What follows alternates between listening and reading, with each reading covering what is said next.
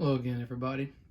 So what I've got today is I decided I want to shoot a video on how I clean my Berkey water filter system.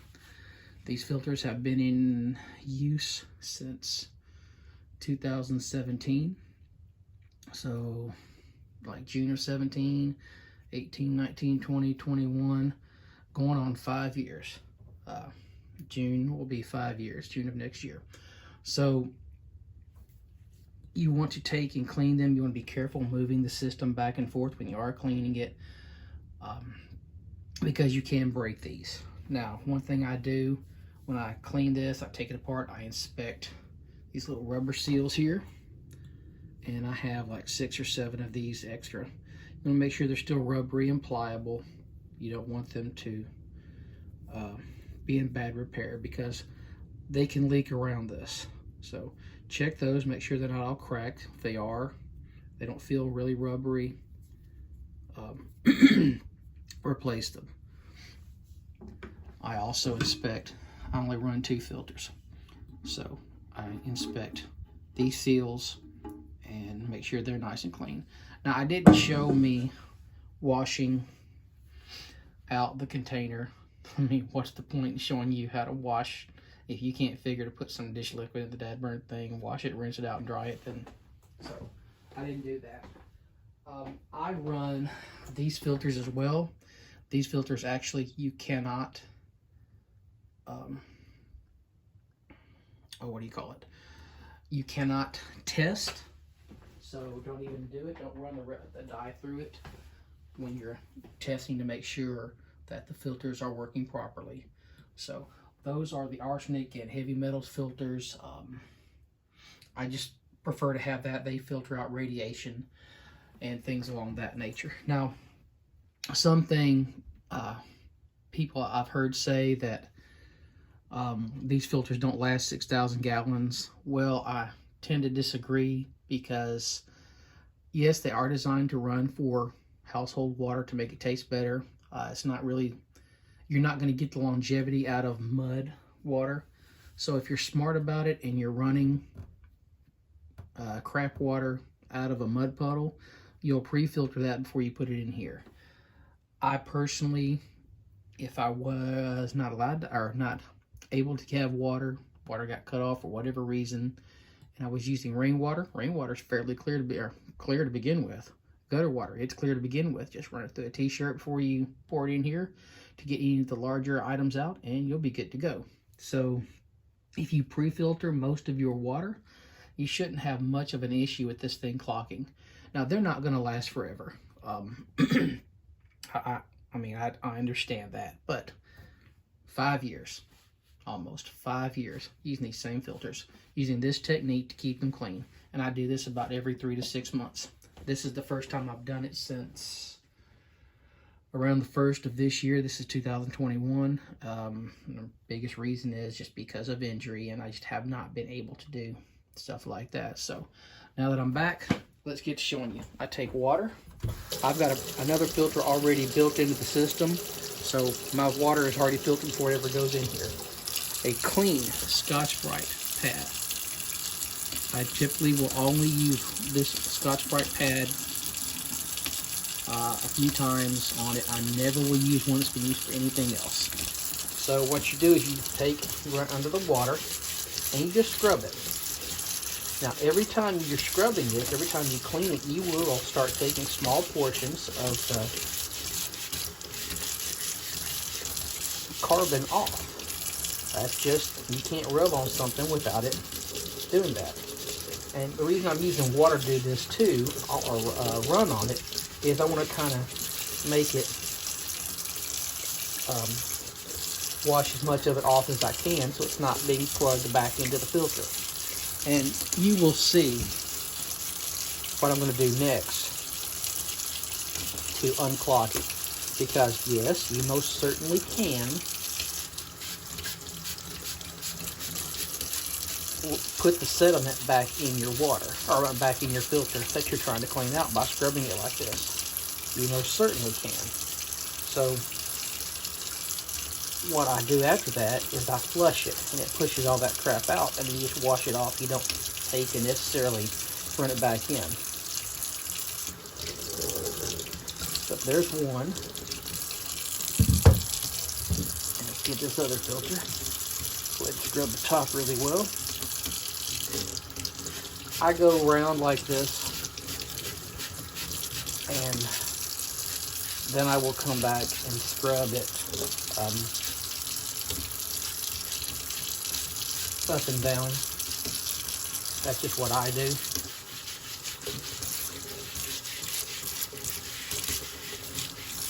Kind of get it as clean as I can.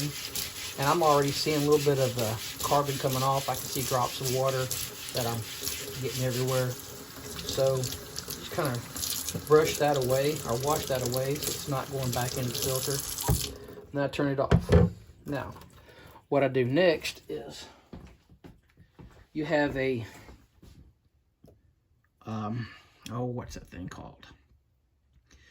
You use it when you're, when you initially start. Well, I can't think of what it's called for some reason.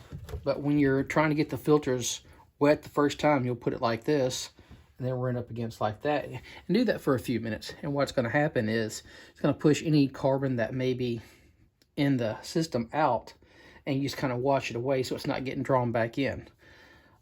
But when you're trying to flush it, you do it exactly backwards. You do it like so. And one way you can tell that you need to clean these is if all of a sudden it's not filtering out quite as quickly. Let's say you put whatever size filter it is. If it's 3 gallons, you put 3 gallons of water in. It used to take 10 minutes to filter it. Now it's taking 45 minutes. It's time to clean it. So what I do is I get this thing on, and I usually get myself wet. So I'm hoping not to do that. I turn the water on slowly so I can watch it. And then what you're going to see is you're going to start seeing water shoot out everywhere. It's going to start filtering out through the system. Back flushing this filter. And once you see that, you know it's back flushed out fairly well. Turn it off. Set that aside. Unscrew your cap.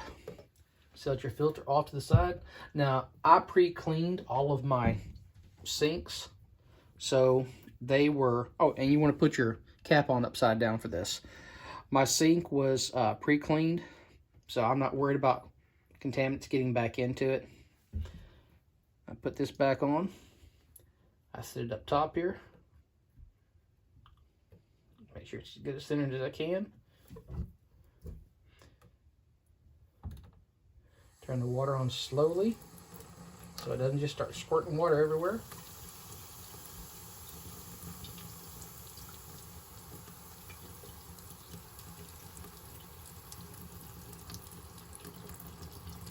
Now, I can see the water coming out. However, I'm wondering, is this filter broken right along in here? Because it looks like water's coming out the side here. Or is the filter broken here? And that's where the dye test comes in. And how I do my dye test will make it to where you can know which filter is bad.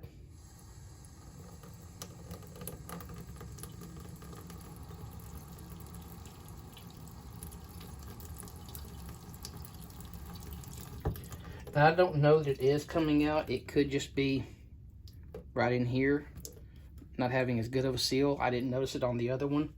Actually, I think I'd like to check that. So bear with me as I check this. If you are going to move, break your water filter down. Some people try and take the whole thing, and these filters will get cockeyed and break. This is the weak point here. So just kind of take it apart. Yeah, it's doing it on that one too, so I'm not concerned about it. All right, so now that I've done that, and forgive this for being a longer video, guys. This is worth it. I know for a fact my filters are working. I know they're clean. Oh, there's water all through it. I just cannot think of the word. I'm going to take my Berkey water filtration system. I'm going to flip it upside down and set it here. I will take my rubber gaskets. Now, I don't know if I can get a good, let me see if I can raise this up and get you guys a bit higher so you can see what I'm doing. This is going to be about as good as I can get it, guys. Oh. I'm going to put my seal on my filter here, and I'm going to lay it down in here and take my cap here and screw it on. Now, you don't want to go G.I. Joe Kung Fu Death Grip on this, but you want it to be nice and tight, good and snug. You don't want to splash or flatten that gasket to the point where it's just not going to work. You can actually crack it and break it. So there may be a specific torque, I don't know. Grab my other, put it down in here. I'm trying not to get my head in the video so you guys can actually see what I'm doing. Now that's on. I always make sure the flat side is up. You screw these on. I don't take and twist the filter when I'm doing this because I don't want to put any binds or stress on that gasket. I want that gasket to make a really good seal. So I just hold the filter and twist here at the bottom. There. So I can kind of gauge it that it's, because the filters are good and sturdy. So I'm gauging that. Now, what I'm going to do is let it sit here in my sink, like so, and grab a bowl for each side. Now, the way it's recommended you do this is with, like this. It's recommended that you use the McCormick red dye. I don't remember why it's McCormick. There's something in the other dye, other systems that supposedly, well, I don't remember exactly why. I have not in a long time been able to find the McCormick dye, no matter where I've gone. So I'm using what I have. And thus far, it has worked. I have not had any issues. And like I said, do not put the heavy metals filter in here and do this. So I'll put a few drops of this in here. And take this. Actually, for this, I'm just going to do this. One thing you always want to do is you want to make absolutely sure every time you fill this that you fill it to the very top. You want all the water to go, or as much water to go over the top of the filter as you can. The reason is, as you're using this filter, what's going to happen is you're going to use a part of the filter, not all of the filter.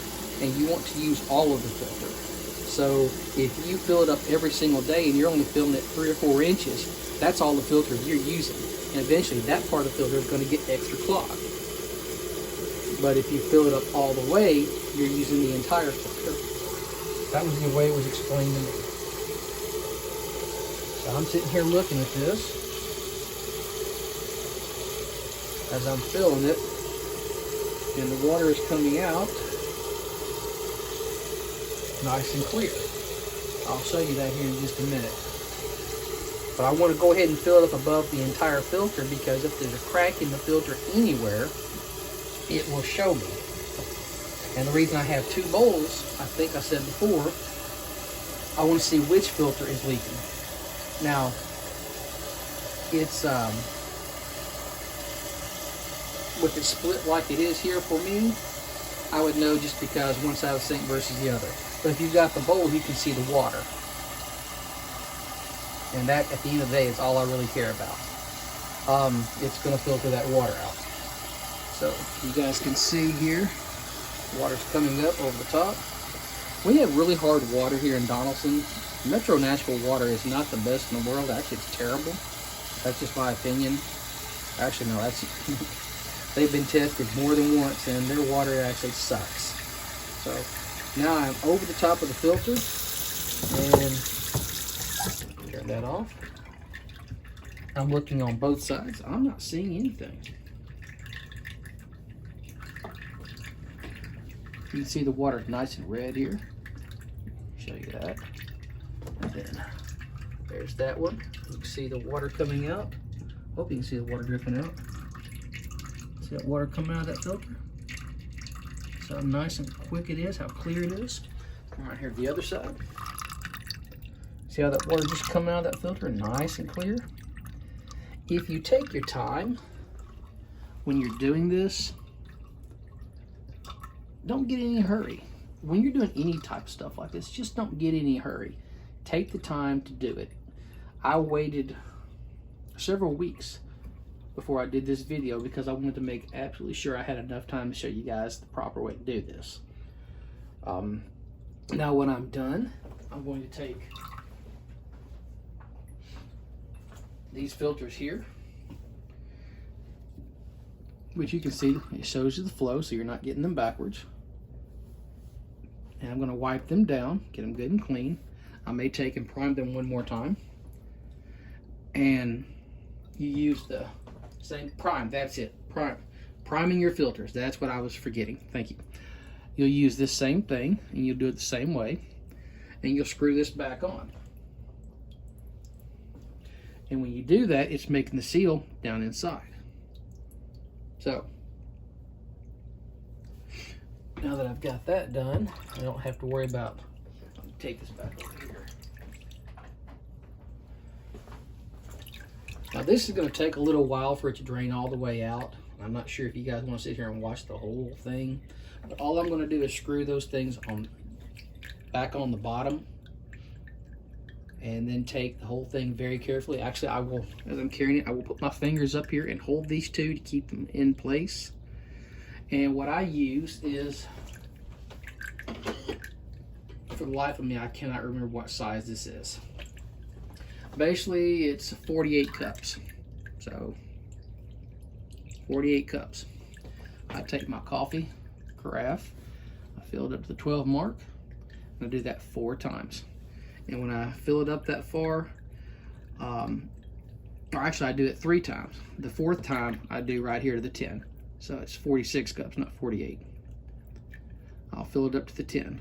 That's if it just runs to where there's no water coming out the spigot. If I actually dip it over, which is not recommended, but I do that sometimes, because if I want to get the rest of my coffee water, that's what I'll do, and just to get it up, because I usually put 4.5 cups. And if I'm right here on the 4, I tip it and get more water out of it. I'll go ahead and fill it up to the 12.